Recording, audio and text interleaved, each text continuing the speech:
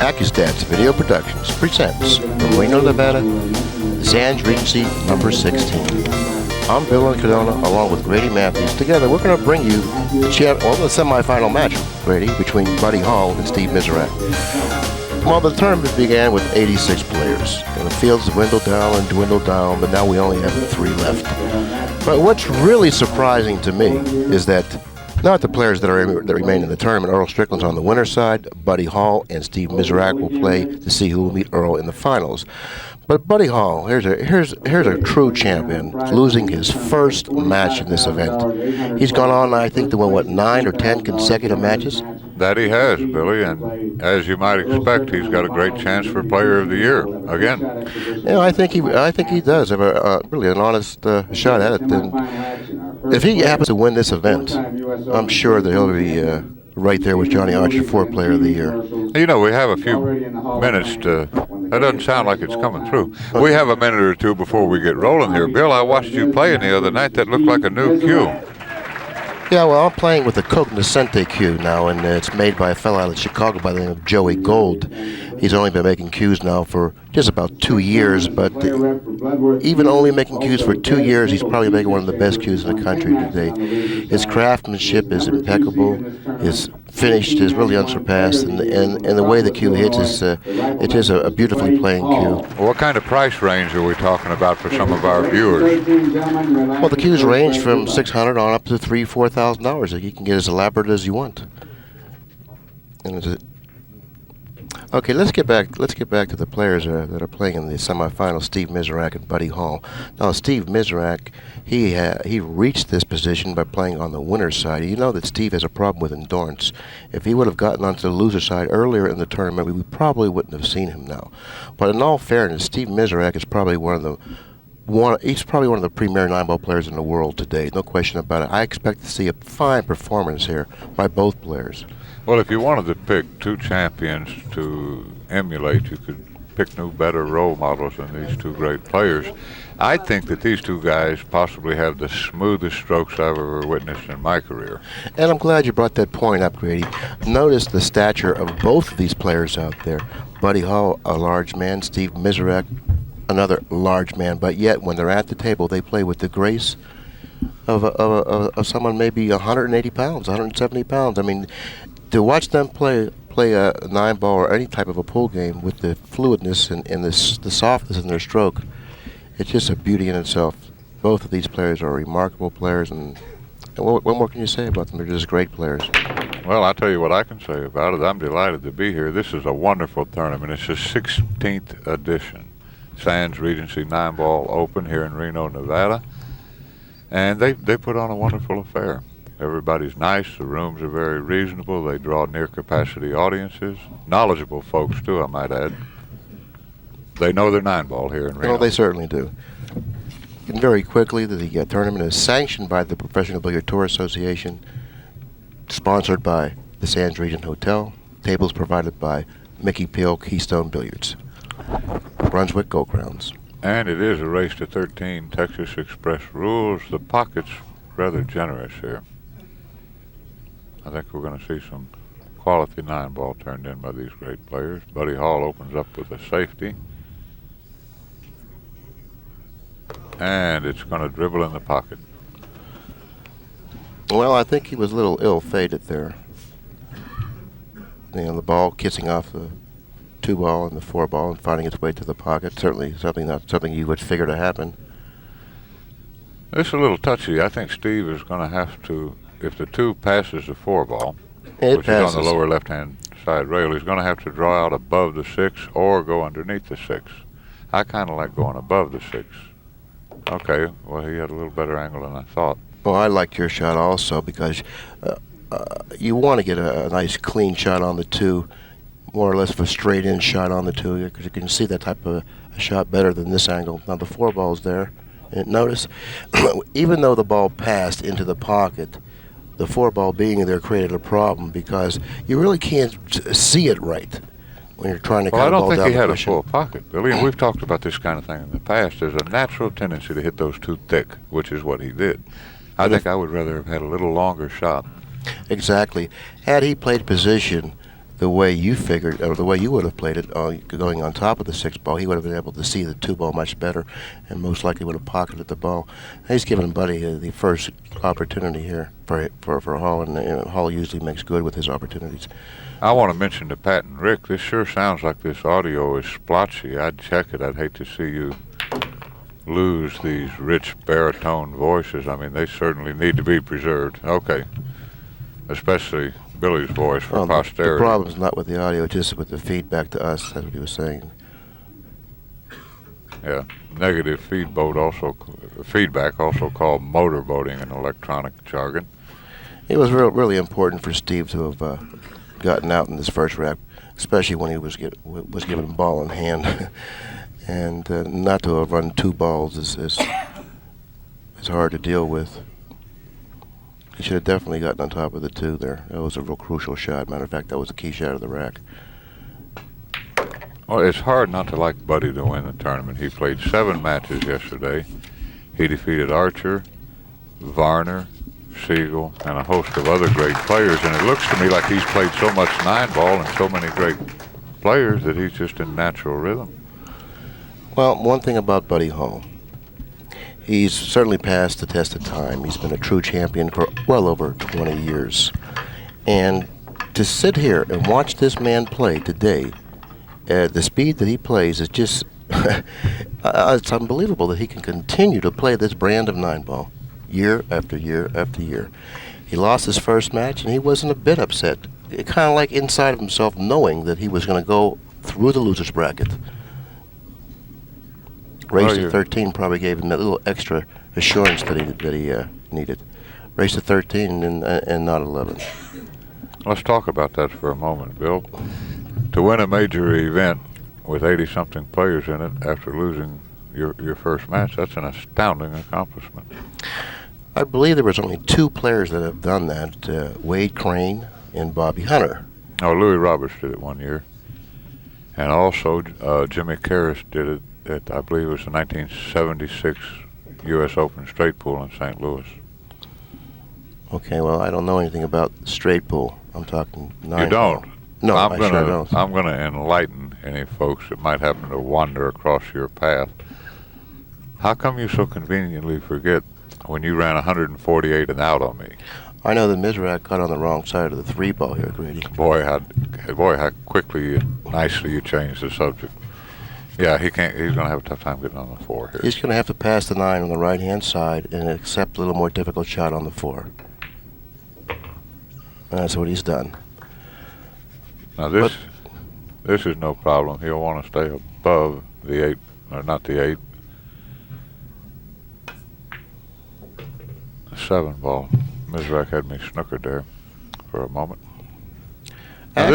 Go ahead, Billy. Actually, he was on the proper side of the 3-ball. It was a misjudgment on my part because you really don't want to play the position on the 4 on the inside of the 8. You want to play it on the outside of the 8 the way he did it. So therefore, he did play it correctly. Go ahead. I was just going to say you got in an awkward position there, and I would have followed that ball. Well, you would have followed that ball. He didn't. He's found himself in back of the 9. This is the 2nd consecutive rack. He's had a golden opportunity. Well, that's why I would have used the follow. If I don't get perfect on the 6, at least I can hit it. I think that was kind of a natural 2 rails with high English to go end up between the 6 and 9. But one of Mizerak's fortes is his cue ball speed, and is quite, out of character for him to run himself, behind the 9 off of that ball. I never cease to be amazed that audiences can clap at that kind of shot. Well, he did hit the 6-ball squarely, so therefore he was entitled to get lucky considering how well he hit the kick. So maybe they appreciated that. And there is some merit to that, by the way.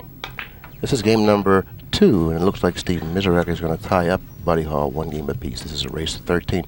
Now, Buddy failed to push his button over. I bet when Steve wins his game, he'll push both buttons over. You're probably right. Well, I think this will be a great match. Should it end up being close and exciting. And we get to view firsthand the Steve Mizerak break. You're right. Yeah, Steve pushed Buddy's button over and he tied up the score. Okay, after game number 2, it's all tied up 1 game apiece. Both of these players have very similar breaks. They have controlled breaks. They hit the 1 ball squarely. And I think if you had to name one player with a little more velocity in his break, it would be Steve. I think he hits the balls a little harder than Buddy. Well, he sure contacted them squarely. And he's going to have, got a nice shot on the 2 ball. The 3 is at the far end of the table near the left-hand corner pocket. He's got a natural angle here to just kind of bounce this ball out 1 natural rail just below center right-hand English. Once again, the key ball of this rack is the shot he's shooting now, the 2 ball. Everything else seems to be connect the dots. Well, not really. The 7 to the 9 could conceivably be a little touchy. Exactly. The 7 to the 9 is You know what I like to do here the with next that problem. shot? I like to get on the side rail inside the 7 ball where I can go 2 rails with high outside English. Now keep in mind he's left-handed, so therefore he will not be able to stand on the left side of the table and shoot the shot from that angle. That's true, but he could be on the other side of the side pocket or up around the side pocket, then he could reach it. He's got a nice angle to get where I suggested here, too. Yes, he does. He would like to be straight in, actually, on the 7 ball, drawing it straight back. Or your angle probably would be better, but since he's left-handed, he may have a problem with that angle. No, I think he'll put it right by the side pocket. Oh, no, he'll want to put, with your angle, he'll want to put it on the far side of the side pocket, next to the point. Now, he played for the straight-in shot. Now, he's going to draw it straight back. Oh, that's a good shot. The only problem with this type of a shot, Grady, you know as well as anyone, that the scratch in the corner pocket. Or you can catch the Could be point there. of the side pocket every once in a while, Yes. according to how thickly you hit it and how much draw you get on it. But he ended up with the angle that precluded both hitting the point and scratching in the corner pocket. It will bring him straight back.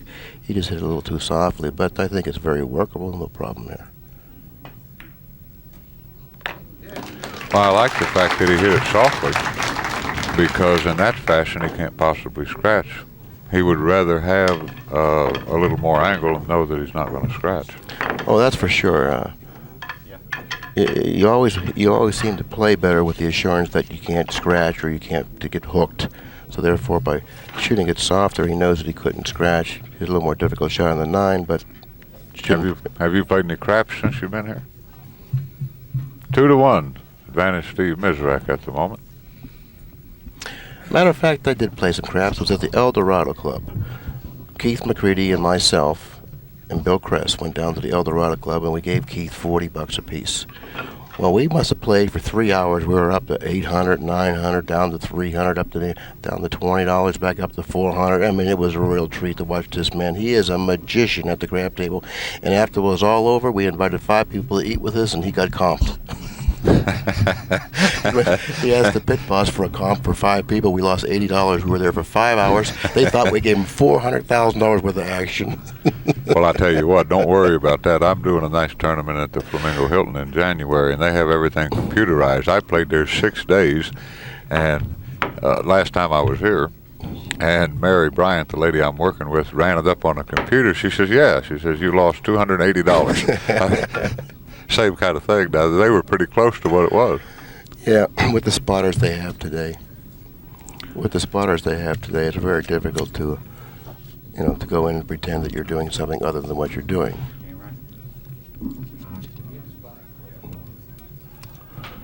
They're having a problem racking the balls. Well, if you'll remember right, Johnny Archer and Earl Strickland had a big problem yesterday. In fact, they had some semi-nasty words to exchange. What's wrong with the semifinals and the finals using the referee to rack the balls? In the finals, they're going to do that. That's the only place they'll freeze. But I think that if they have a referee rack the balls, and he pushes them up to the same spot for both players, and they're racked the same for both players, you can't get anything more even than that. No, you're right. We had 2 or 3 tournaments where the players refereed the matches, and those were very enjoyable to me. They racked the balls for both players and refereed the matches, and it was just wonderful. you knew that you had a man who really knew what he was doing if a call came up, and you got a good rack to break every game. You don't look like Earl Strickland. That almost looked like the way your last girlfriend used to rap you on the head when you spoke slightly out of turn. I don't know when the last time I had a girlfriend. It was my wife, actually. How's your family doing, by the way? My family's in great. They're great, really. My kids are just wonderful. That's good. Thanks a lot. Let's get back to the pool match now. Well, that was just a kind of a holiday pleasantry. I know. And it's nice to know that people care, you know. It's nice to have friends like you, Grady. Well, I do care. I know you do. The fact that you're an idiot. Next, you're going to probably notwithstanding. ask me to buy you dinner or something. Well, we have a standing deal. You buy me dinner, and you don't have to eat with me. That's right. That's what we're going to keep it that way. Steve pocketing a ball on the break, coming up with a shot on the one. Steve really has had some good opportunities in the match. He does lead 2-1. Yeah, all I know is that he snookered himself, and instead of it being 2-0 Buddy Hall, it's 2-1 Mizerak, and Steve's still at the table. Now, people forget that kind of stuff. I never forget it. Okay, Steve would like to go straight down to the table and probably positioning the cue ball to the left of the two slightly, so all he needs to do is draw straight back up table. He's hit this one too hard, Grady. He's okay, though. Well, fortunately, he was able to run into the 5, so he's okay in that, Well, I would in that slow roll. regard. No, I wouldn't either. I'd go just past the left-hand side pocket. Go 2 rails here. Oh, he spun it long. Well, he's going to spin himself out of shape. I kind of like going twice cross table. Notice the position of the 4 in front of the corner pocket. If he would have went 2 rails cross table and ended up anywhere near the side pocket, he would have had a nice shot on the 3. And the 4 ball, you know, says that you really don't have to do much with the cue balls to get position on it. So therefore, twice cross table would have been fine. He would have had a much better shot than he has here. Sure.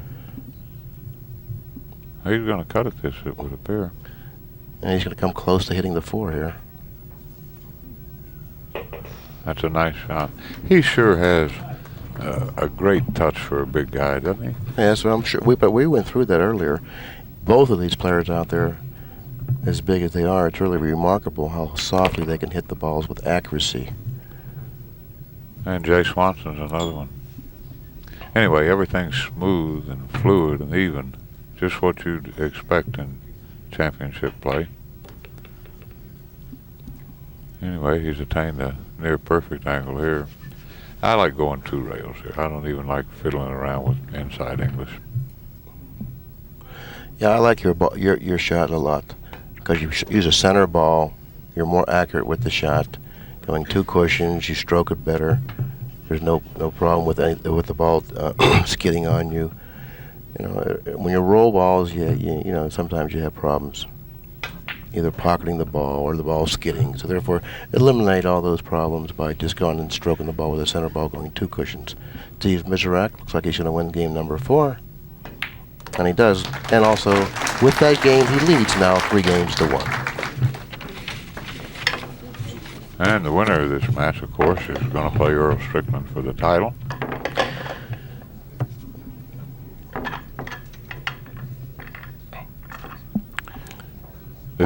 Go ahead, Bill. Once again, I'd like to remind you that this event is sanctioned by the Professional Billiards Tour Association, and there's our logo. And actually, the fellow that they designed the logo after was me. You see, that's me up there with the stick. Well, that's funny. They don't show a miscue or Now, maybe anything. that's you because it looked like he was a little baldish on top there. That could be. Well, Steve Mizerak continues to make the corner ball, but he is snookered here. He's going to have to roll out. Well, it looks like that if he continues to make the corner ball, the only salvation that Buddy has if he doesn't come up with a shot on the 1 or on the lowest number ball on the table. This time he hasn't, so therefore Buddy does have an opportunity, or will have an opportunity at the table. And when you... I don't like that shot. Buddy's just going to thin the ball, the 1 ball, to miss the 2 and the cue ball back behind the 4 and 5. Oh, I don't know about that. This seems to be rather a difficult situation here because it's hard to miss the 2 and get that much speed off the cue ball. He's going to have to hit the 1 rather thickly to do this. No, I wouldn't miss. I'd miss it on the other side, the inside. I don't think he can cut it to the inside. See, he has to go into the 2. Well, he hit it way thicker than what he intended. He couldn't have missed the 2 on the inside. It was the same thing. We had another discussion about the physics of the game yesterday, and if you would have went back on the tape, you would have saw that you were wrong there also. I was not wrong there. That's a beautiful shot. You sit in the chair for 2 or 3 racks, you step to the table, and you're faced with an 8 or 9 foot shot, and you just roll it in the length of the table. That's hard for a lot of people to do. Sure. Now, he doesn't have the best angle in the world here to get on the 3 ball. The 4, of course, positioned in the middle of the lower end rail. I think either angle on the 3 ball will suffice, as long as he does have an angle playing position for the upper left-hand corner, that is.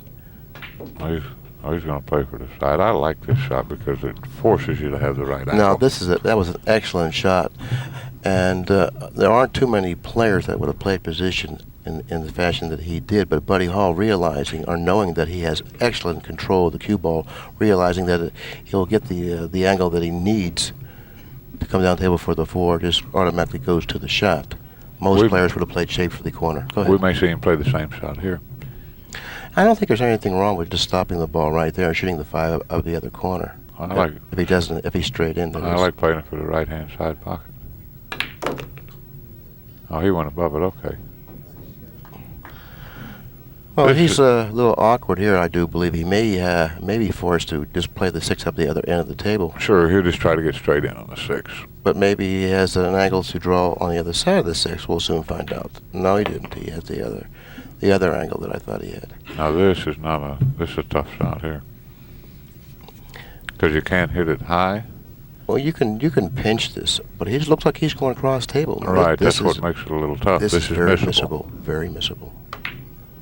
But he hit it with this excellent speed. Excellent speed once again.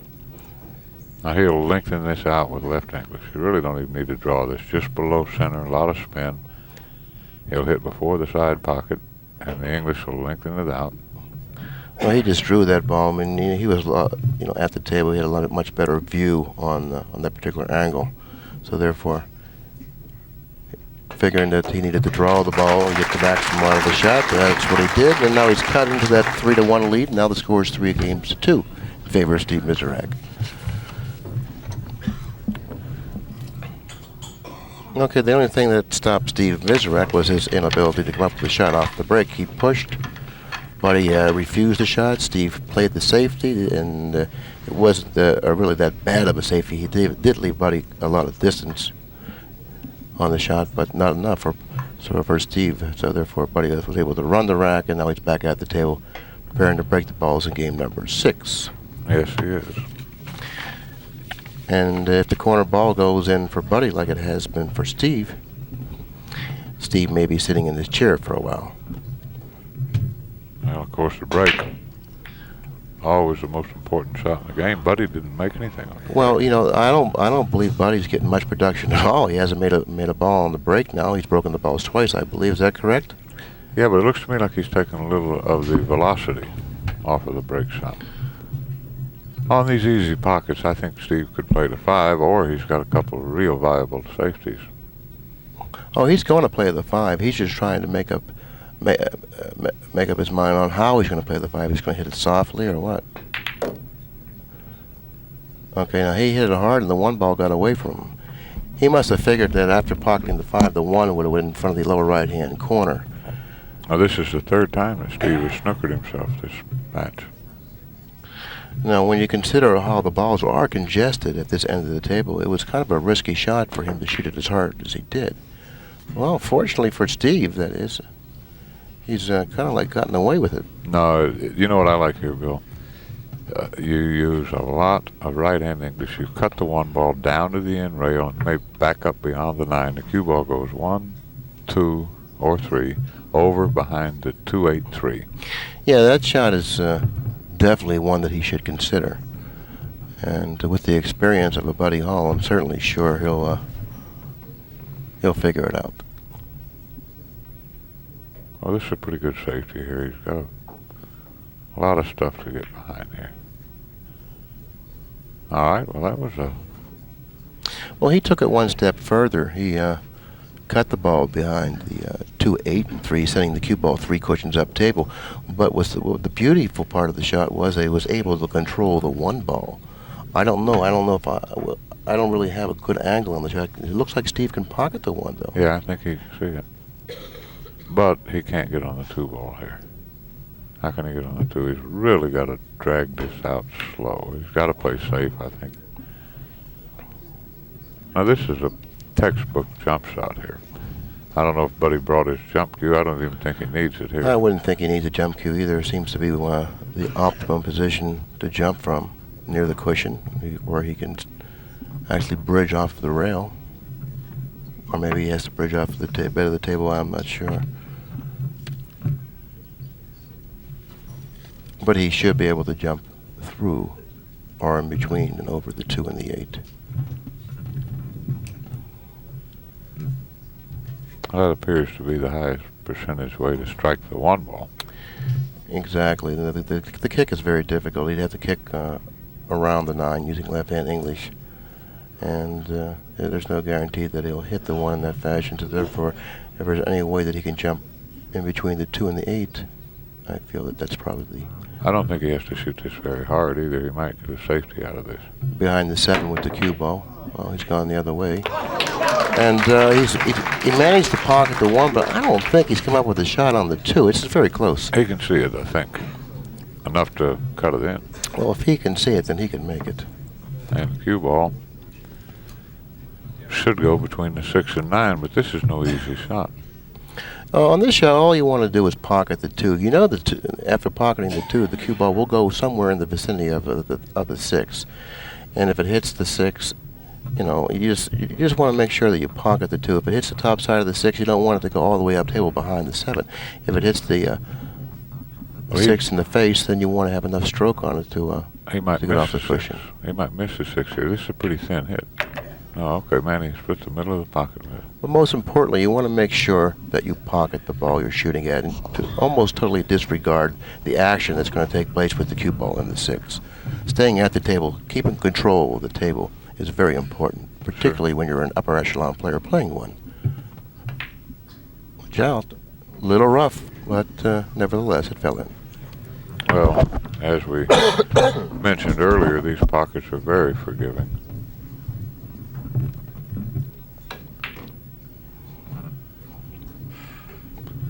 Well, he's perfect here. He can just stop the ball or draw back an inch and play the 7 in the far left-hand corner. He'll probably just get straight in on the 8 and drawing it back for the position on the 9 in the side pocket.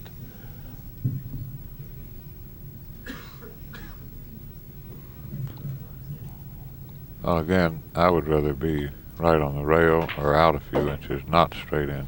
Well, you want to draw back for the side pocket. There's no reason to play for any other pocket because you're right there for position. All you need to do is come back 8-10 inches and you're there. Not even that far. 4 or 5 inches is fine.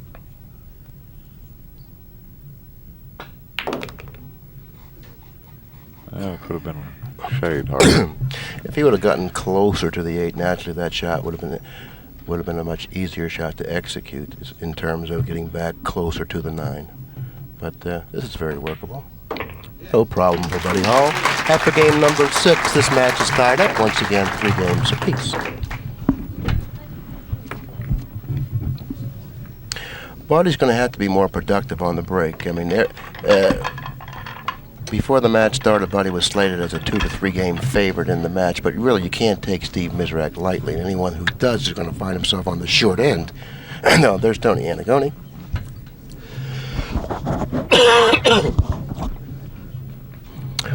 And Tony was also a guest for Accu-Stats on a few of the videos here at the Sands Hotel. There's Paul Potier from Canada, one of Canada's finest players. Buddy's going to have to be more productive on the break, and he hasn't been. Look at the balls still are clustered up at this end of the table. He's not getting much action at all off of his break, really. No, he's not, and he's going to have to make a correction because even as well as he's playing, if Steve continues to outbreak him, it might be a long afternoon for Buddy. He needs to make an adjustment of some sort. Well, I totally agree with that. The table is a forgiving table in the terms of the pockets are big, the cloth has a good speed, the balls, they open up nicely. And if Steve is productive on the break and Buddy's not, Oh, this is going to be, that spells problems for Buddy Hall. And don't think Buddy doesn't know it. Nice shot, but wasn't able to get back down table for the 2. Well, he'll play a safety here. Yeah, I think he'll try to position the cue ball around the area of the 4, setting the 2 ball to the left-hand side by the chalk or somewhere like there. That's a good shot. Now here's where the jump cue comes in handy. This is an easy shot with the jump cue.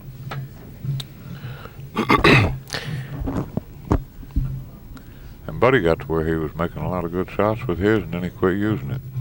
Yeah, that really surprised me, you know. Buddy knows as well as the rest of us how invaluable the jump cue is, but yet he just refuses to use it because he feels he thinks a little old-fashioned, by the way. He feels that it shouldn't be in the game. It takes a lot of the beauty away from the game, and you know, it takes the advantage of a safety player. It takes most of his advantage away because all you need to do is jump over the balls that he puts you behind. So therefore, Buddy doesn't like that, and he's like refused to use it. Well, I know you must hate them too, because you like to pinch and squeeze, and your safeties are like moldy old hunters and rusty nails. And when somebody can get out of one of your safeties using a jump cue, I know you can't possibly like it. Well, that's right. I don't like players being able to jump over balls that I put them behind. I've developed the skill to do that. It's taken me many years to perfect it. No one knows it better than you. I have perfected it. Now, I kind of like just laying just on the underneath side of the 9 here. You want an angle to get on the 6 anyway, like that. That's too hard once again. And it looks like he's finally ended up straight in with the 5 in the cue ball. And I believe that Buddy's going to call for a... If he has an angle, he has a natural angle to get back up table for the 6. Look at this. I think he's got a perfect angle. Just right English, little draw perhaps. Well, watch the corner pocket. The upper right-hand corner pocket may come into play here. Well, he was aware of it, naturally, coming in short, the professional side. Now here, if I see the angle correctly, I would hit this, just kind of punch it up by the side pocket with some left English and come out, I don't know, a few inches, a foot. Yeah, if he has that angle. Well, that's what I wanted to do, but he pretty much followed it. I like Right. kind of a almost center ball type hit, or just above center. Because this is missable here. This isn't the easiest shot in the world. No, he'll draw this at a long cushion. He's got a great stroke. Your shot was a good shot, but sometimes it's very difficult to control the cue ball because when you punch it, you get a little bit too much, you know, draw effect on the cue ball. Sure. You have to consider the angle that you have to work with. That's excellent speed. This is game number 7. Steve Mizerak once again is looking to take the lead. And he has just done so.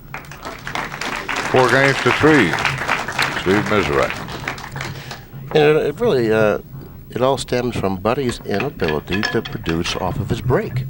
If he was able to pocket balls on his break, like Steve has on his break, I think that Buddy would have had the lead by at least 1 or 2 games. Well, let's see if Steve can continue to perform on the break. I've always liked his break, too. Well, you can't help but like Steve's break. He hits the 1 ball squarely, puts a lot of velocity into it. What more can you ask? Oh, there's the other corner ball. Oh, this time he scratched into the corner pocket. So therefore, the last 2 times that Buddy's come to the table was off of Steve's break. Once when he was hooked on the break, having the push. The next time scratching. So Buddy, in that sense, has to be really... he should feel fortunate, that is, to have had those opportunities. Now, I wouldn't play this because I like getting from the 4 to the 5 better than I like the 3 to the 5. I might play the 1-6 if it's dead, or straight in, and in that way he'll still have a pretty easy time getting on the 2 ball. I like the way you're explaining it. I like it much better now that you've explained it. It's much easier to get from the 4 to the 5 than from the 3 to 5. Well, because of the lie of the 3. If he happens to because of the lie of the 2, because you have to get from the 2 to the 3.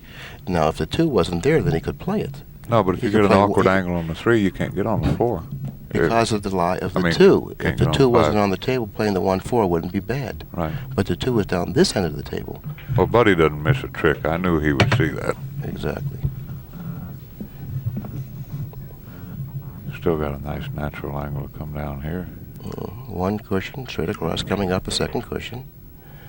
And wants to make sure he gets off of the cushion and keeps his angle.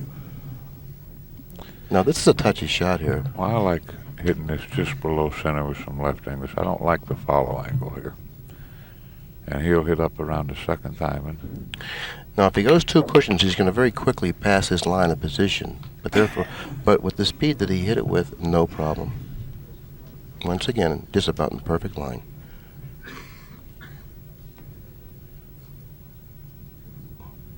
This is perfect. All right, had he had to play from the 3 to the 5, exactly what we talked about would have come into play, because he would not have had a way to get on the proper side of the 5. Yeah, and I'm glad that you brought it up prior to him going to the shot, because it was a very noteworthy to bring up points like that, because the little things like that sometimes are indiscerning to a lot of people. When you bring them up in the telecast, you just... He's going to have to draw this over to the side rail and back. That's perfect. Yeah, once again, he's just about the perfect line. One might say he's got too much of an angle. But this is just as good as being straight in. All you need to do is pocket the ball. Pocket speed, you'll come right across the table for position on the 9 in the other corner. Hit it a little roughly, but nevertheless, it fell. Buddy Hall's at the table preparing to, once again, tie up the match. Well, of course, you can design your position play for how tough the table is. 2 on a tough table, he would have tried to get a little closer to the 7. 4 each. And it's been a pretty well-played match. Yes, it has been a well-played match.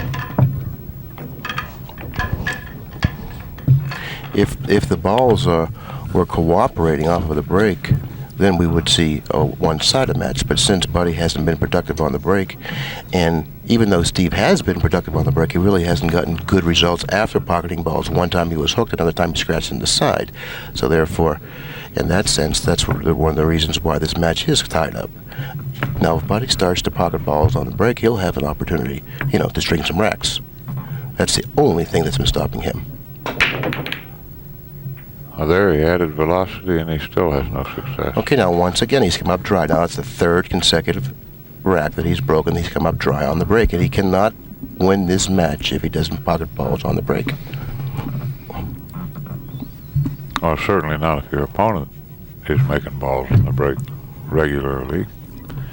Sometimes equipment precludes making balls on breaks. If 2 players are engaged in a match and neither one of them is successful on the break, then that's okay too. In fact, I think it's better 9-ball like that. It is better 9-ball, but unfortunately this equipment, it doesn't preclude it, because all week long they've been making balls on the break on table number 5, the featured table.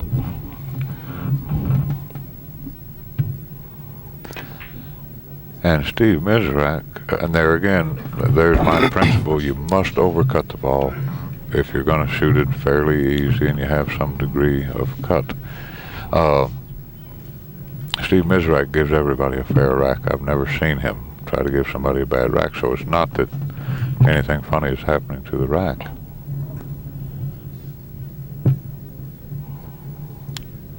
Well, Buddy has a decision to make here. He can kick off either cushion. He can kick before the side pocket on the left-hand side, or he can use the other cushion, other rail, and kick beyond the side pocket. Which way would you kick? I like the left-hand side. And the reason that is because after he contacting the 1, the cue ball will come somewhere in the vicinity possibly of the 2-6, providing that he hits 2 cushions first. Well, he could hit ball first and do that too if he cuts the 1. Well, he hit that too hard and it came off that cushion too sharply. That shortens it. Yeah. But Steve's got a problem here. The 2-6 billiard is not on. The 2 doesn't go anywhere except the side pocket or the corner.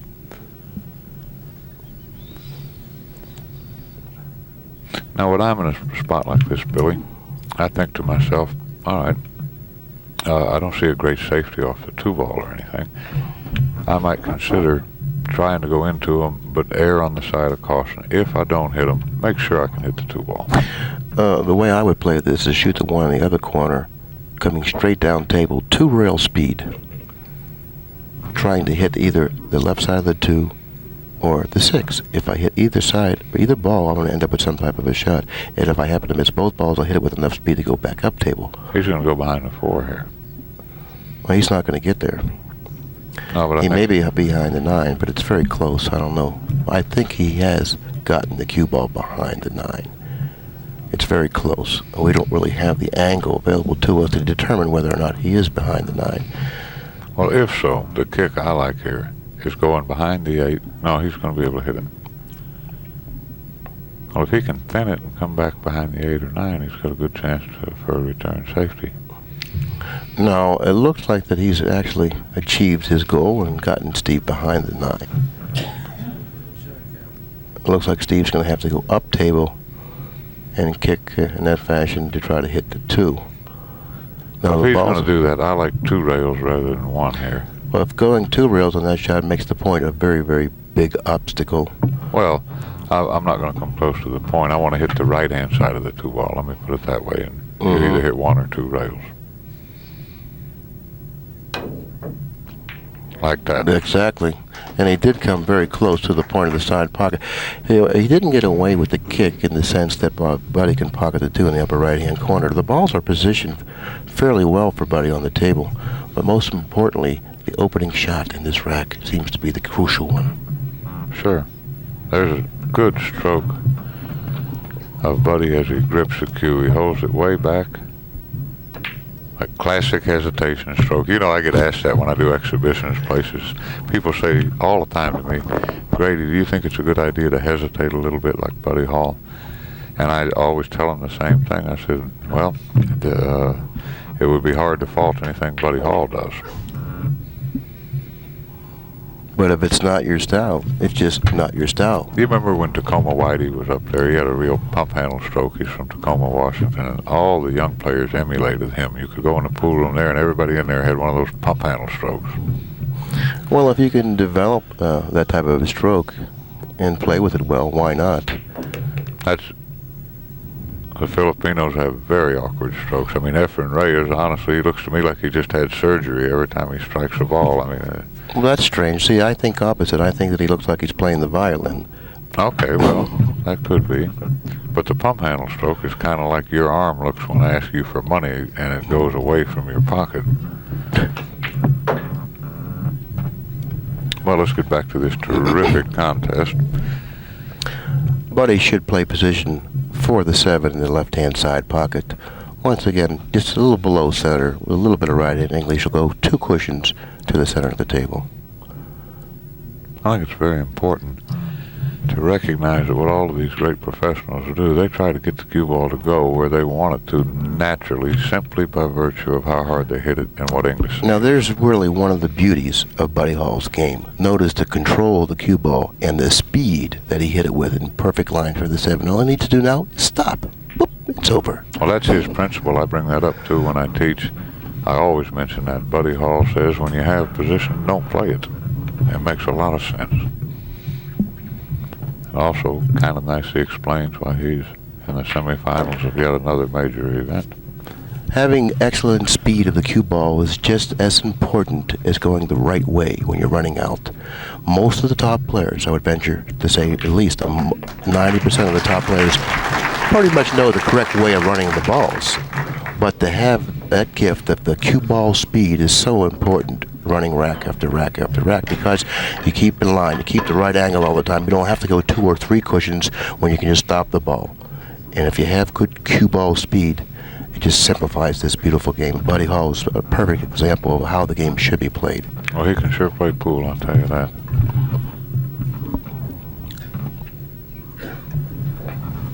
You know about the sign in Shreveport, right? Oh, by the way, Buddy does take the lead for the first time in the match now with the score being 5-4. Go ahead. Well, there's a sign in Shreveport that says, "Don't come here and miss any balls and expect to win," because there have been those who came here and did not miss and did not win.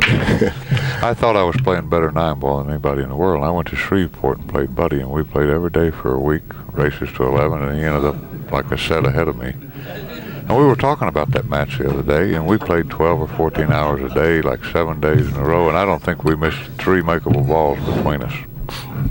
Well, once again, not to downplay your story, I know you play great 9-ball, and to go to Shreveport and only lose 1 set to Buddy Hall, that's like winning. But once again, Buddy's come up dry on the break. Fortunately, he hasn't left Steve a shot. Yeah, that's 4 times in a row, nothing on the break. Well, that was some years ago, but it was a lot of fun to go and play.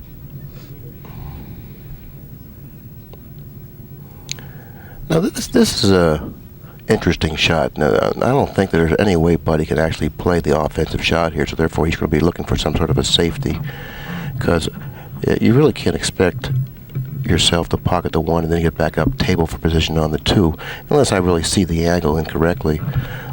That's nice. Look at the crowd there. They're collectively holding back the stanchion, so Buddy will have plenty of room for his stick. This is a very difficult shot to accept here. I wouldn't be surprised to see Buddy pass this shot. He's going to agonize a minute, I think, and pass it too. Oh, he's got a couple of reasonable safeties here. He could follow the cue ball down behind the 8-9. There's 1 ball up around the side. Yeah, but there's too many windows for that shot. Like this, there's too many windows. There's too many things that can go wrong with this shot.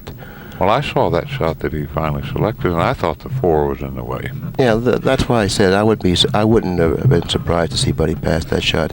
You know, he really didn't do well with the shot, but fortunately for Buddy, that is, he did do well enough not to leave Steve an offensive shot, so he really didn't suffer much of a consequence.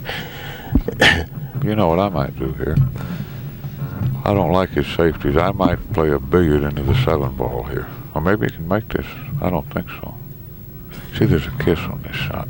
If he tries to play safe like that, I would use low left-hand miss and go down there and play a billiard on the 7.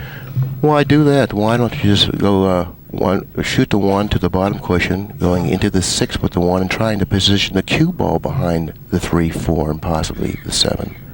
Oh, that's a possibility too. But I don't think he can. Hit the 1 ball fully enough to do that? You know? No, I don't think he can cut it enough to get it down there like that. See, he could also maybe play the bank on the 1 too. Lengthways. Let's see what he decides to do. That's a bad hit. That was a bad hit. That was a bad hit, and the referee didn't call it. Yeah, he did call it. Well, that's Ford, my friend from Seattle. He's a pretty qualified referee. He's not likely to make a poor judgment call. He looks very dapper, by the way, I might add. Oh, he does. Hmm? He does. He certainly does. He's a neat guy. They play in a pool league up there, and if you lose a game, you have to wear a baseball cap with dog excrement on it. Oh, Grady. You know, you would be probably one of the best commentators in the world if you just wouldn't come up with stuff like this. I think people have a vested interest in that kind of thing. I didn't say anything bad there. All right, what do you like him doing to get to the 3-ball here? No, I don't think there's much of a problem. He can play the 3 in any one of the 4 pockets there. But I see a problem with this rack. 5, well, I don't think there's a problem in the rack, really. I think everything's elementary here. Well, he got a good angle on the 3, I think. Maybe not. He needs to get below the 4 or play the 4 into the 7-5. But if he gets on the 4, where he can shoot it in another pocket, getting from the 5 to the 6, could be problematic. It could, but I don't think it's going to create any type of a problem. If he positions the cue ball anywhere in the area that it's in now for the 5, getting from the 5 to the 6 is very basic. Well, let's see. He may elect to go rail first. Right back to the same area, right? That's the optimum area now he's in for position off the 5 to the 6. All he needs to do is just hit a half a ball here with a little below center. He's down the down table toward the 6. Staying away from the side. Well, he drew it straight back. Nice shot. Now, this isn't really the type of an angle that he wanted on the 6. Well, it doesn't make any difference here. Given the lie of the 7 and the 8 and the 9, I don't think this is any concern at all. Well, he actually wanted an angle that that he wouldn't have to force it in because now he's quite a distance from the 7. Well, I would hit this with low left English and just make sure I don't get straight in and a long ways away from the 8. Even the middle of the table is satisfactory. About a 3/4 of a ball thick hit. Well, that's okay, long as he was fairly close to the 8. All he has to do is kind of roll the 8 ball in and he'll have a nice angle on the 9.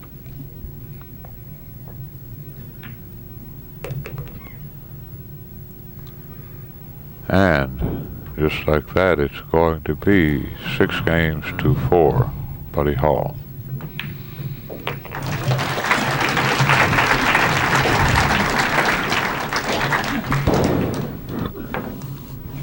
But things are going to get interesting, Billy. As soon as my one pocket tournament is over with, my next tournament, I have plans to feature $250,000 in added money. And I think it'll be a nice thing for the sport. I like to see you pull it off. Well, I've put a lot of work in on getting out and talking to sponsors and to players and to fans, and I think it's finally going to pay off, not only for me, but also for the sport. Pat, the feedback to us up here in the booth, it's really cutting itself in and out. It's going in and out, so therefore it's hard for us to hear what you have to say. And I know what you have to say is important to the viewers. No, it's cutting on. It's cutting itself. There goes a corner ball, and position on the 1, maybe if it doesn't go too far. Okay, now that's the first rack that Buddy's been productive off of the break, if you can call this productive. That is, well, in the sense of pocketing a ball, he was productive, but he hasn't come up with a shot on the 1. Well, I think this is cuttable. The problem is controlling the cue ball. I don't know if this is cuttable. It's makeable, I would imagine, but I don't think it's something that he wants to shoot. Now, here's an interesting lie of balls. If I were going to play this, I shoot about 90% of my rail shots, frozen ball shots, ball first, but here I would want to hit rail first because it makes the cue ball travel more slowly and stay out above the 4 and 7. I don't think he should play this shot. It's just a haphazard shot, and I don't think it's Buddy's style to do that, unless he can control the cue ball in between the 7 and 8 going twice cross table. Well, he's not going to like that, I don't think. I don't know. I don't know if he's left Steve a shot or not. Well, I know he can twist it around and make the 1. Problem is he'll probably snooker himself on the 2 ball. Yeah, there's an awful lot of traffic at the other end of the table. The 7, the 3, the 8, the 4. I mean, all of those balls are potential now, if he goes real first here, Bill, he can pass below the 4 like that. And look, he's avoided every one of those possible interfering balls, and he's gotten himself out into the open. And it does look like he has enough room to pocket the 2. I didn't think he did have enough room, but he's not agonizing over it, so I believe I like drawing this ball. I don't like following the shot. I like drawing the ball, maintaining the nice angle on the 3 here in the side, just like he's done there.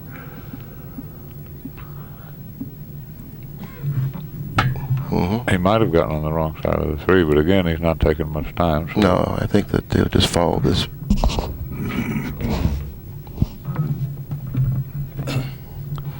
He would like to come on the other side of the 6, if possible.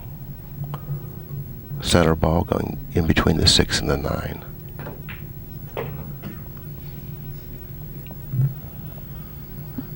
Well, this is ideal. He'll draw this over. Maybe a touch of right in this. No, he's getting real close to the 7.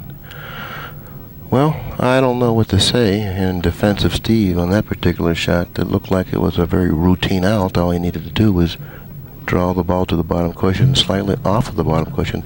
And he's also left-handed. He can't reach this.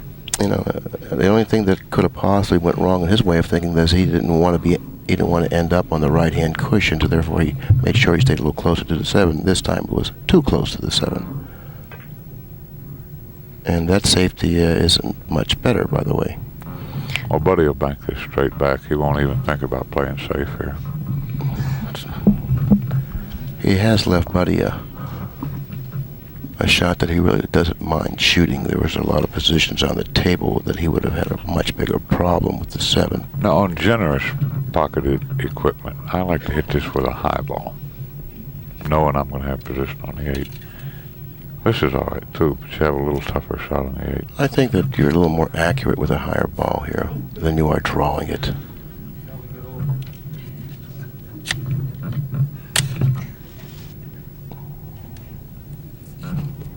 Well, he's not looking at cutting this, is he? Maybe he is. I think the bank just lays too good to consider the cut. Well, Steve sure didn't mean to leave this good a shot, but he's shooting this almost like he's going to cut it.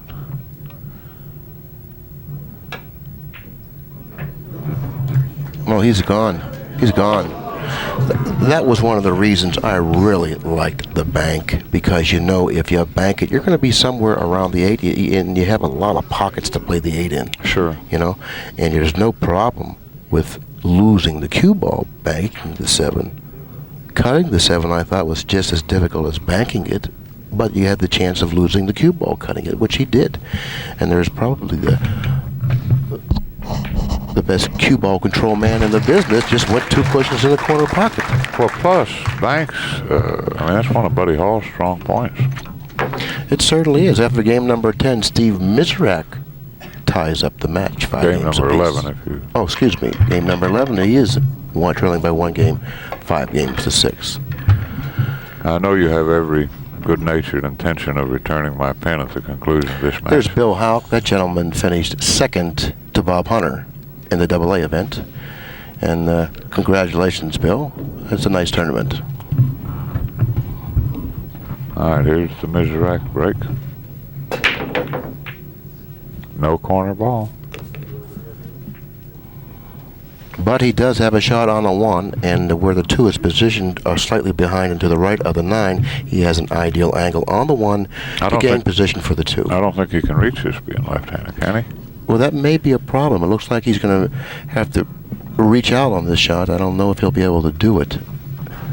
If the 5 ball wasn't there, he may be able to do it, but when you take the 5 ball into consideration, you have to shoot over the 5 ball.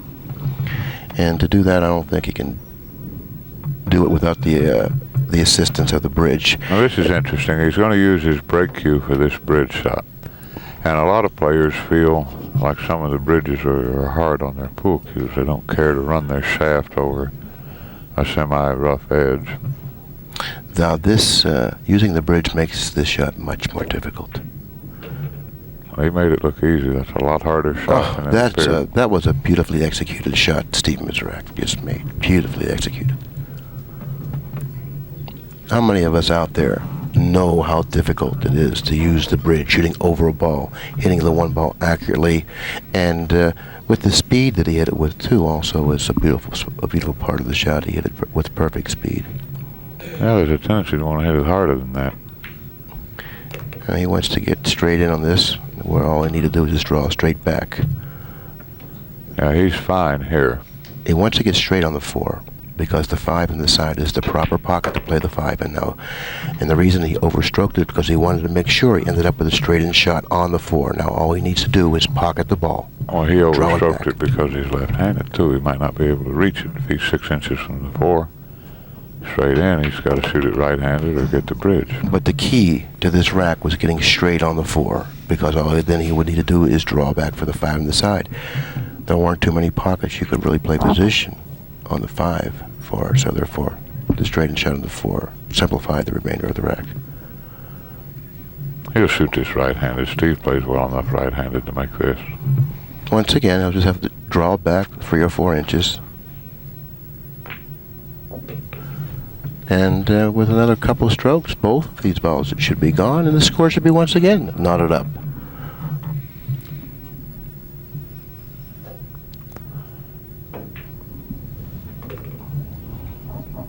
And we do indeed have a 6-6 deadlock.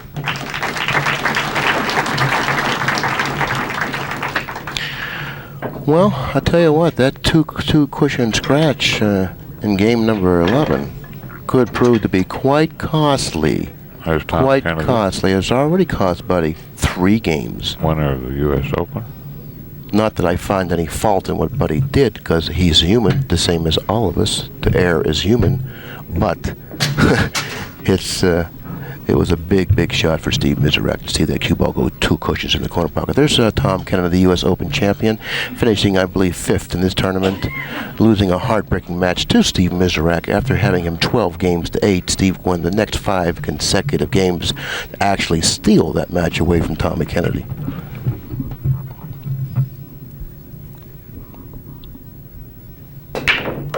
Corner ball. Corner ball. That spells trouble from one person out there, and that person is Buddy Hall.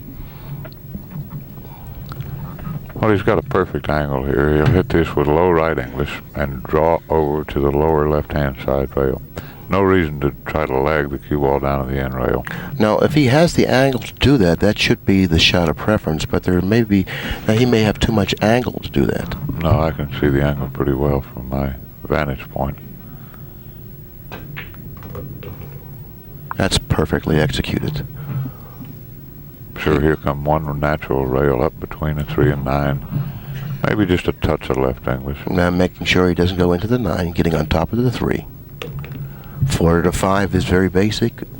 He wants to get near the right-hand cushion, so he can just come off the left-hand side of the 4. It's not really that important for him to do that. Just draw the ball back about 2 feet. Not even that much. He likes this angle better. Well, I like this. This is just I like just below center, left English, nice thick hit on the 4. I just want the cue ball to come out about a foot, like that. Now he's ideal here. He'll stay a little beyond straight in on the 6 here, so he doesn't have to interfere with the 9. Right, just so. That's the proper side of the 6 to be on. No question about that. He should go 1 cushion across table. Now, once again, he wants to end up pretty straight on the 7. Oh, I like this better. Even though he went I don't like this better. I don't like this better at all. I just go 3 rails here on generous equipment. I don't know about that. There. A lot of right English. That's a nice natural shot. I wouldn't have wanted quite as much angle as he had. Right. I prefer the straight-in shot on the 7, just drawing it back down, because the 9 ball is fairly close to the corner pocket, about 10 or 12 inches off the bottom cushion. Game number 13 goes to Steve Mizerak. Once again, it's Mizerak, the player, with the lead, 7 games to 6. Yeah, you can't take Steve Mizerak lightly, and by no means is Buddy Hall taking Steve lightly. It just so happened that Buddy found the corner pocket with the cue ball, and from that point on, it's been all Mizerak. He could have been trailing in the match 7 games to 4, but now all of a sudden he finds himself in front in the match 7 games to 6. Pretty big swing. Pretty big swing. There's Woody, Buddy's traveling companion. He also writes for, I believe, it's Pool and Billiard magazine. I think so, and does a nice job in that capacity, I might add. I don't know. I think someone just dropped their watch in the background. Anyway, let's go back to that 7-ball shot.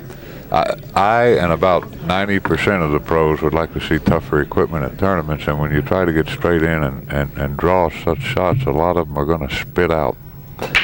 Corner ball, once again, that spells trouble for you-know-who. And you know what? He took a little of the speed off of that break because I think he realizes that the corner ball is probably going to go.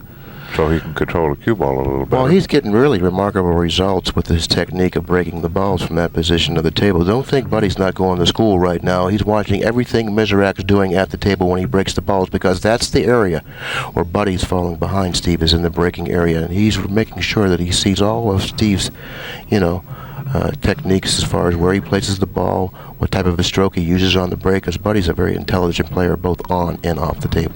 I like shooting at this ball. Now, he could play safe and put him behind the 2 and 3. I like shooting at this using right-hand English, and the cue ball goes over to the side rail, back between the 4 and 7, and he'll have position in the lower right-hand corner pocket for the 2 ball. You know, he made the ball just like this, very cleanly pocketing the ball. I like that shot. Cue ball settling exactly in the area that Grady suggested, and got himself in perfect line to either play the combination or run the balls. It looks like the balls are positioned fairly nicely on the table. Now again, Billy, on tough equipment, I would not have shot that shot. But On easy pockets, boy, you got a pretty wide area in which to hit. And he's fine here. You just draw back a few inches, play the 4 in the corner. Oh, he had a little angle. I didn't realize that, but he's still playing the 4 in the corner. Exactly. Playing the 4 in the proper pocket, the corner pocket, just stopping the cue ball. Now, no special problem here. This is pretty much a shoot and stop. Now, keep in mind that Steve is left-handed, so therefore it's going to be hard for him to play position off of the right-hand side of the table with the straight-in shot on the 6. So I look for him to play a little different type of an angle off of the 6 to the 7. I like just stopping the ball here, too. Yeah, but he's left-handed, and so if being right-handed, you stop the ball. Being left-handed, you got to play it a little differently. 2 cushions across table. I don't know if And he got it in the center of the table. I don't think I go 2 cushions here. I think I go beyond the side, make sure I don't scratch. Oh, he went 2 cushions, okay. Well, there's no scratch there. You know, he's a good 3 feet from the pocket. Low right English here. No. Pocketing the ball. Make sure you put the stroke on the shot because you need the stroke to get back, and that's what he's done. This is game number 14.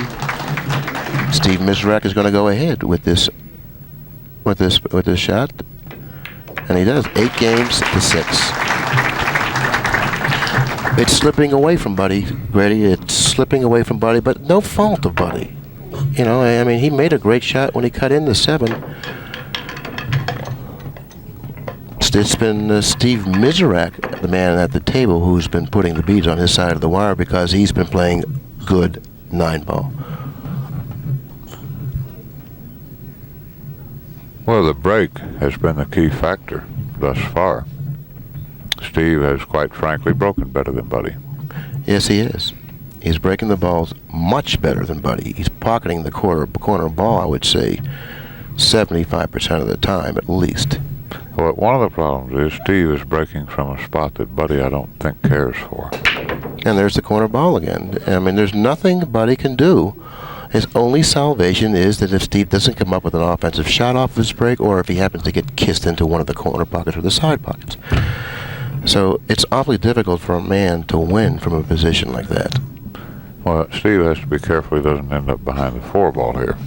He's got to either hit this a little harder, go over to the side rail between the 4 and 7 and back, or try to kill it.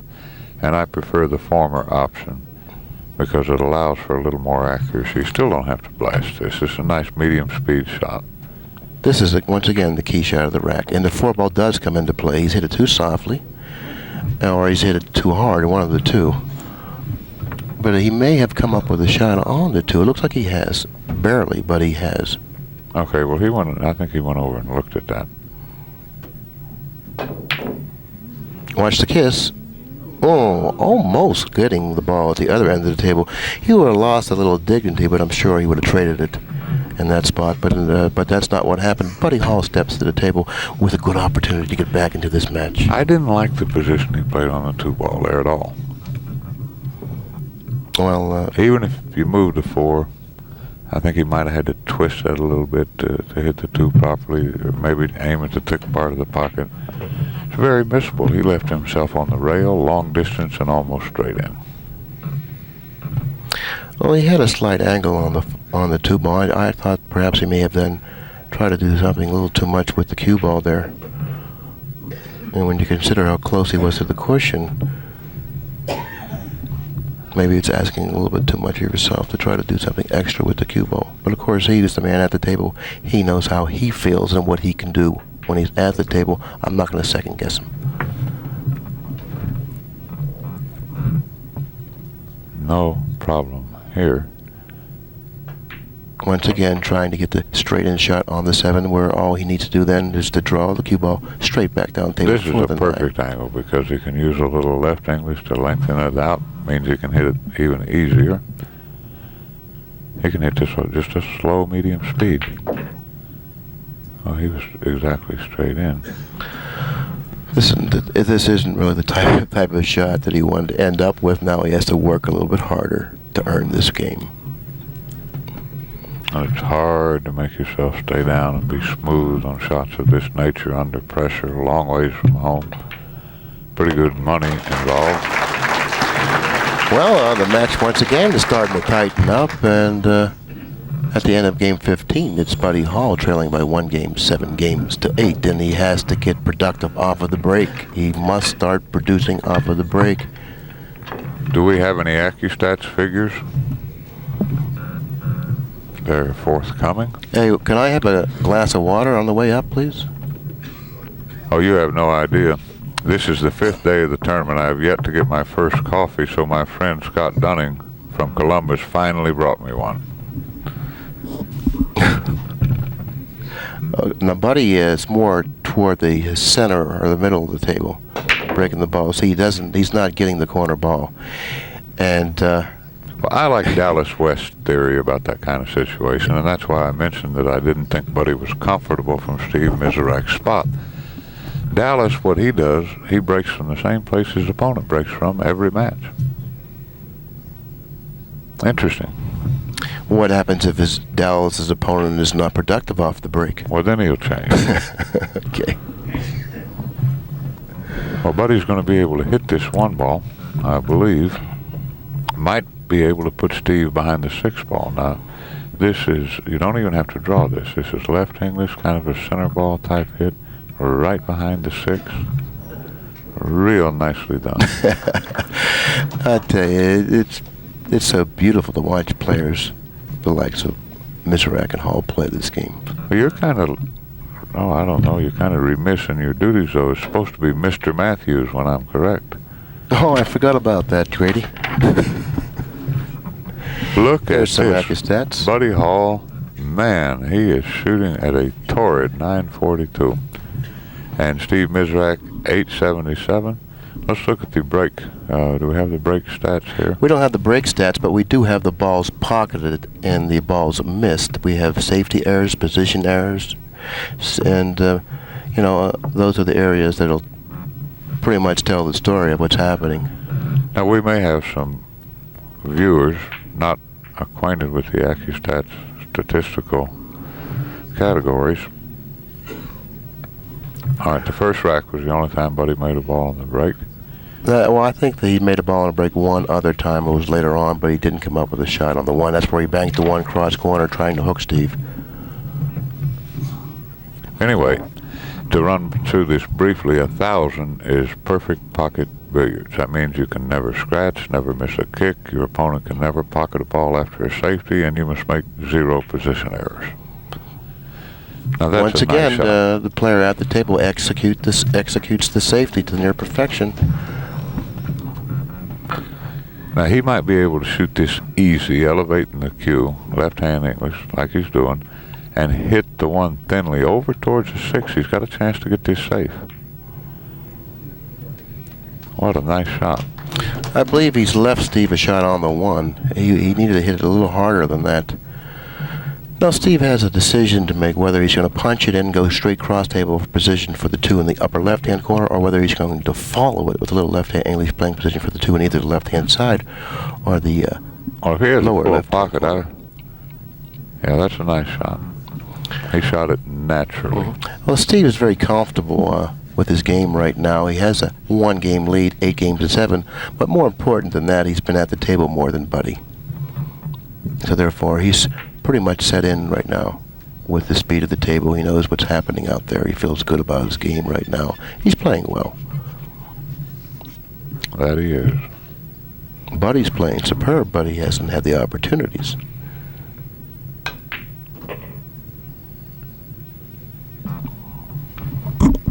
That's a near perfect shot.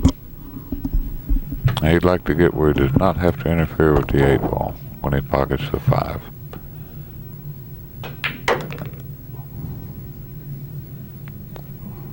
I don't know that he's done that. I might go into the 8 real lightly here. What do you think, Bill? Well, if you go into the 8, you're going to have to go into the right-hand side of the 8 slightly. You want to favor that side of the 8 because you don't want to end up on the cushion. True. Okay, he had room to get around the 8. That's a much better shot if you can avoid the 8 and also end up with a shot on the 6. Now, I always follow this shot. I don't see any reason to risk drawing this. You just come up a couple of feet. It's much easier to control the cue ball when you follow it, opposed to drawing it. If drawing it, you may overdraw it, underdraw it, but following it, you can just about tell where the cue ball is going to end up. So therefore, it's much easier to control the cue ball following it.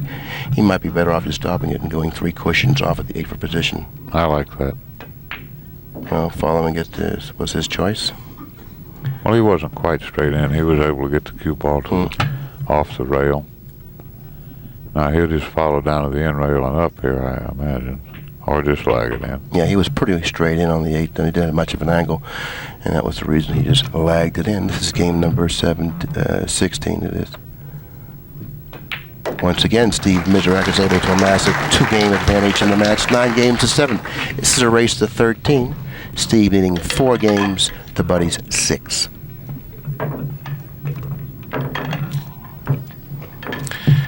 In a race to 6, Steve gets 2 on a wire. That's pretty strong. Buddy's going to have to play pretty good pool, but you can't really expect Buddy to play any better than he's playing now. He's shooting 950 on TPA, which is a low performance average. You know, I mean, that's well above world-class speed, but yet he trails by 2 games. Once again, it stems from his inability pocket balls on the break, or Steve's ability to pocket balls on the break, one or the other. Well, that cost him a total of 3 games when Steve Mizerak kicked the 6 ball in. That was a key factor in this set. Well, the key shot, if you had to pick out the key shot that actually caused this 2-game advantage for Steve Mizerak, or created this 2-game advantage for Steve Mizerak, it was when Buddy cut in the 7 and scratched 2 cushions in the corner. Well, that was the turning point. Sure, absolutely, sure was. But to err is human, and Buddy only made 1 or 2 errors in the match, but yet he trails by 2 games. Well, those shots are so hard to judge. Like that 7-ball shot that he scratched on, Bill. If you happen to contact that a little thickly, you can still make it on easy pockets, but it makes the cue ball come quite a bit shorter. Yes, it does. And he did hit it rather full. And that's the first time in a while that Steve hasn't pocketed the corner ball on the break. But he controlled the cue ball real well there. But he did pocket another ball on the break. He has a shot on the 1, and he does have an angle to force the ball to the cushion and back over. Now, this shot should be forced in, not followed. I agree with you. You could end up behind the 9 or with an awkward angle on the 3. And he's going to have to put a real good stroke on this ball to force it across the This is just below center, touch of left English, like so. Oh, he drew back on the other side of it. See, I would have played position for the combination. He drew back on the other side, but now that he's gotten into the position that he has ended up in, he has an option. He can play safe, or he can play the ball if it goes naturally. It goes, I think.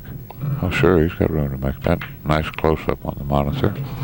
Excellent shot, and it was very, very well thought out, by the way. Well, I think I would just go on the other side of the 6 here. Absolutely, that's the ideal side to be on, because the 6 ball then could be pocketed into the side pocket after pocketing the 5. This is perfect. According to what angle he has, he can go 1 rail, 2 rails, or no rails.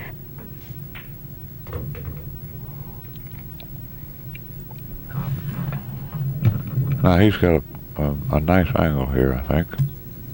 I think this is natural, maybe just above center ball, touch of left English, the cue ball goes right down between the 7 and 9 to the end rail and back up a few inches, I think.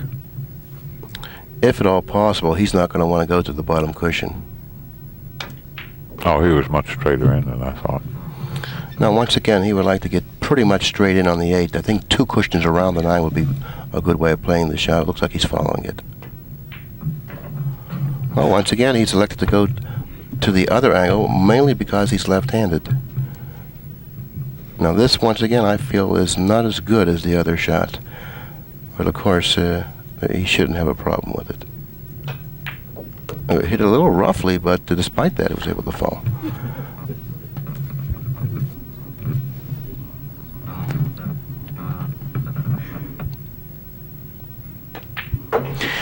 Well, I'll tell you what, Steve Mizerak, if he has anything to say about it, he's not going to be denied today, not at least in the semifinal match.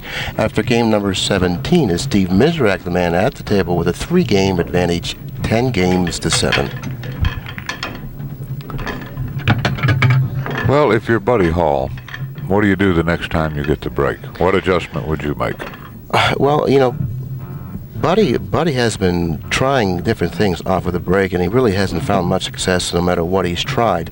I would really pay attention to where Steve is stroking the ball, where he's contacting the cue ball. If his stroke is level, if it's elevated, I think that has a lot to do with the action that he's getting off of his break. Now, once again, the corner ball goes in now, and that's like, I know he's making the corner ball a good 70% of the time. And Buddy has yet to make it in this match. Well, also, when Steve is not making the corner ball, he's making something else. By the way, Steve Mizerak has now advanced his percentage to 894, 874. 894, I do believe. He's close to 900. And world-class speed, I think it's around 860 or so. Is that correct, Pat? It's come up a little bit since then, Billy. I hit this too easily. He certainly did. And that's one of the few errors that we've saw Steve Mizerak commit there. Now, this is a great opportunity for Buddy, not in the respect that he has a shot this game, but he needs to string some racks. It's a race to 13. Time's running out on Buddy. He really has to put something together here. Well, he must win this game to have a realistic chance in the match. Well, the balls are laying very nicely for Buddy on the table. If he would just try to stop the cue ball, or if he could stop the cue ball or draw back slightly from the position that the 2 is in now, he'll be ideally positioned for the 3. Yeah, he can stop here. He's pretty much straight in. The remainder of the rack is quite elementary. All he needs to do is keep focused, that's all, keep his mind on what's happening. Well, that's not usually a problem for Buddy Hall. No, it's not. But for some players it is. Sometimes you take things for granted when the balls are positioned where you figure that all you have to do is go through the motions and think about what you're going to eat for dinner, or something like that. You end up doing something foolish or missing a ball that you shouldn't miss. Or in your case, who's going to buy dinner? Yeah. In my case, who's going to buy dinner, right? Well, he's in pretty good shape here. He just come up one rail here. Well, I'm the most surprised person in the room. I really am. Yeah, that's so unlike Buddy Hall. That's just really unlike Buddy Hall to miss a shot like that, particularly when you're trailing by 3 games. He knows how important that game was. Well, no matter what the score is, you rarely see Buddy Hall miss such a shot.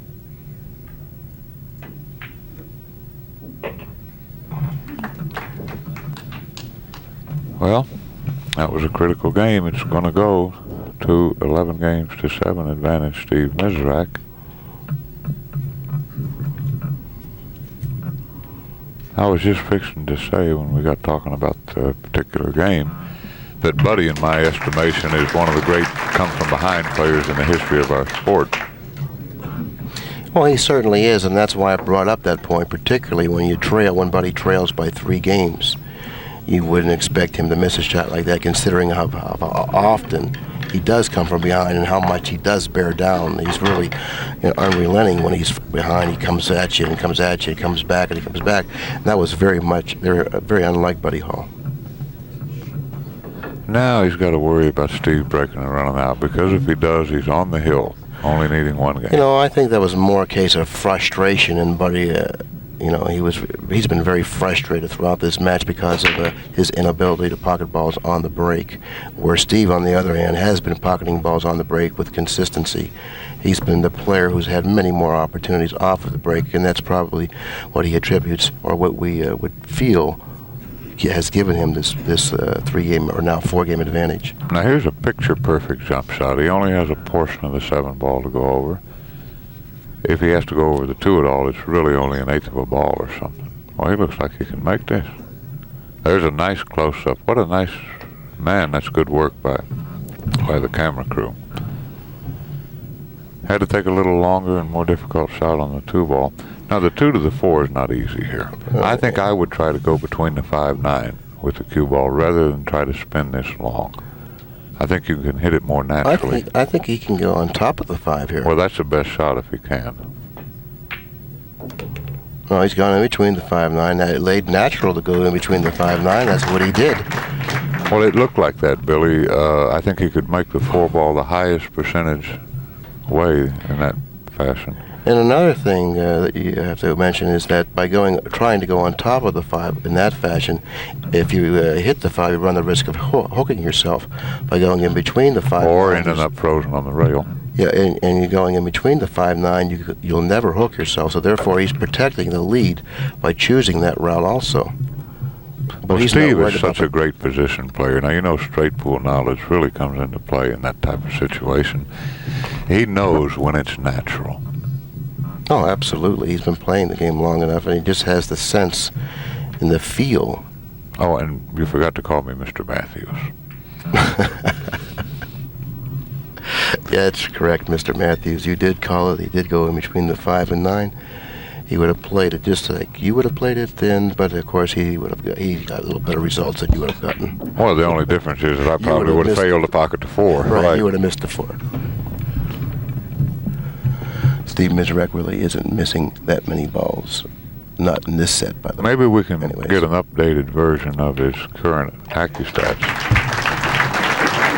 I'd venture to say that the stats on this match, as far as in terms of the total performance average, probably are pretty close. I would think Steve's shooting around 912, and I think Buddy's shooting around a 912 or 915.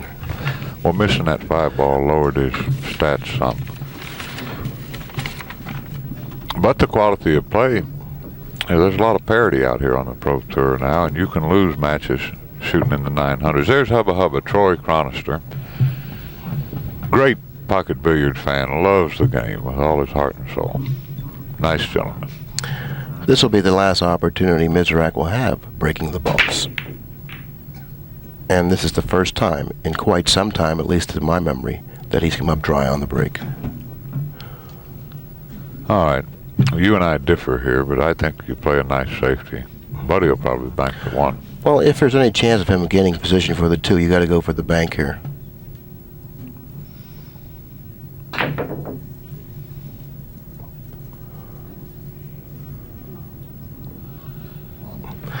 Hard to tell whether Steve can see all of the 1. I think he can see at least a piece of it.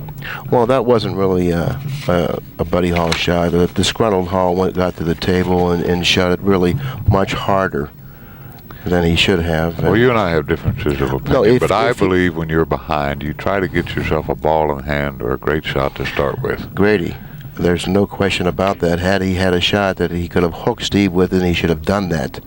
But if you can't hook your opponent with a shot, and you do have a shot, and you trail by 6 or 7 games, you have to go to the offense.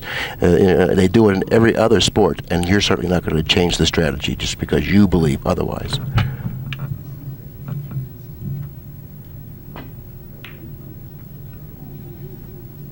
Well, he made sure he overcut it a little bit. Now, this is really tough. If he thins the ball, now the kick is the right shot. I don't know how deeply he can get behind He can get it, plenty deep behind it. Okay. That's a pretty good shot.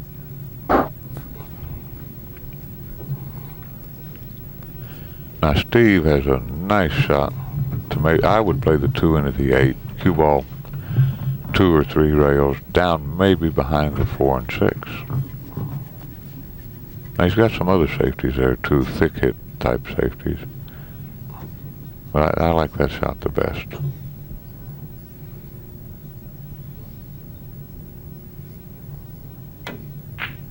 Oh, he went for the pocket.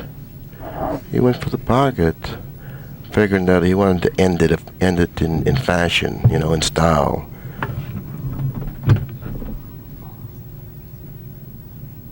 Okay, Steve Mizerak currently at 880, but he's still around 900.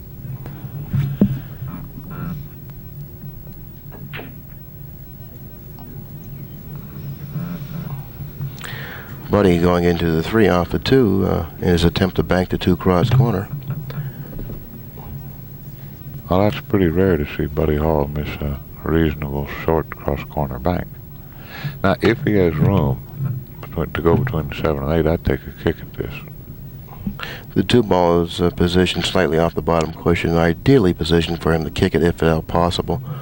He's taking a look at the kick once again, I think, to find out whether or not he can feel that shot, because he wants to shoot the kick. Well, he's got to hit underneath the 7, low right English.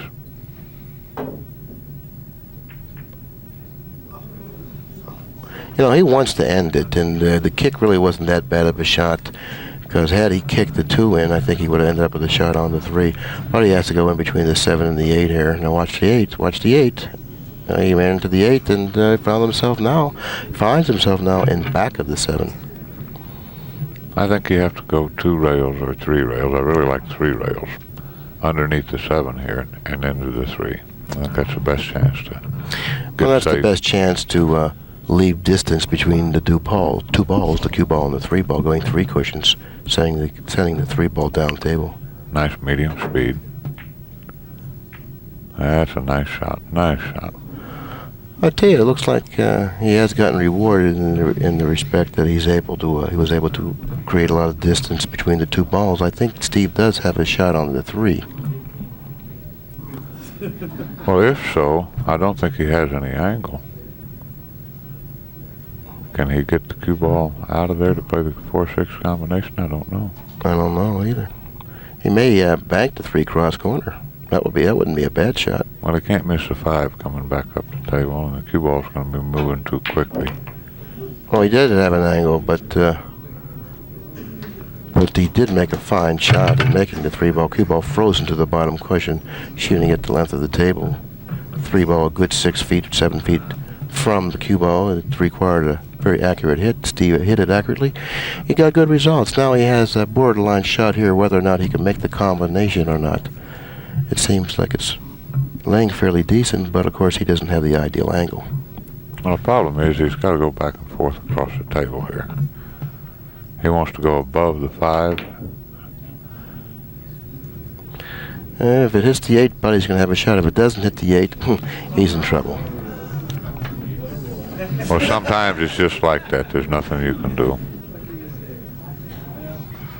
Well, I wouldn't go this way. The point really comes into play. Well, where other way would you go? Behind the 7. Well, I'll tell you, Mr. Mathews, you were right. Well, as usual, even though you continually mislead our listeners, I've been right for the preponderance of this match.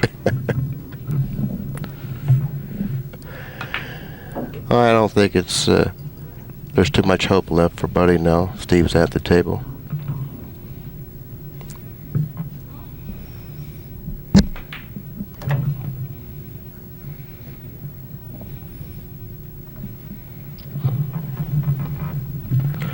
If you want to order any of these great tapes, you have simply to call 1-800.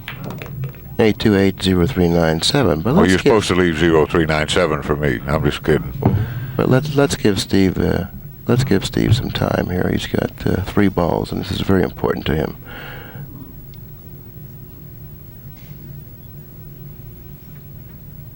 He would like to draw the cue ball back or force it back on the other side of the 8 slightly. I don't like this side of the 8. I like the other side of the 8. But Oh, this is fine, though. he can draw. If he can draw across table, I like it. But I like the other side of the 8 because you have options. Well, I think he can get on either side of the 9, but he'll take this. Yeah, he was fine there. On these easy pockets, pretty tough 9 ball to miss. Yeah.